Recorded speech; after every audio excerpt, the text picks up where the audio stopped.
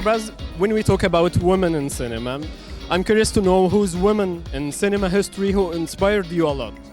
Well, Catherine Martin, she's a woman in cinema. She got 4 Oscars. She's pretty inspirational. But you know, amazingly, when you go back early, every now and then, there will be a woman who would defy the status quo. We've been just reading about Heidi Lamar recently. You remember about her?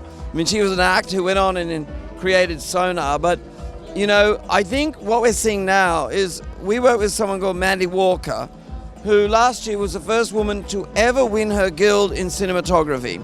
And when I went to Poland, I saw so many young women come from all over Europe just to see her. So I think, of course, direction, of course, producing, production design, yes.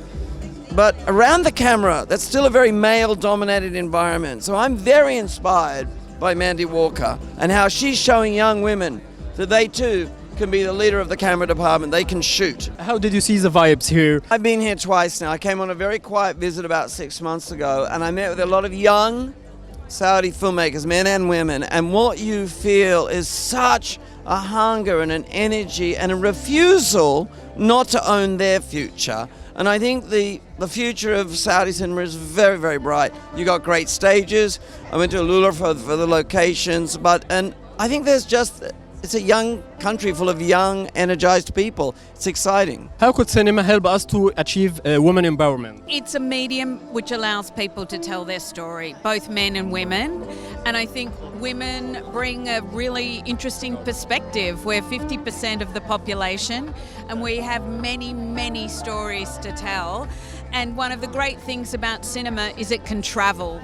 So those stories, if they're made in Saudi or they're made wherever they are in the world, a woman's story, if it's made in the cinema, can travel the world and we can share our communalities. And in a time when the world is divided, people get a chance to see how much more we have in common than we have that separates us.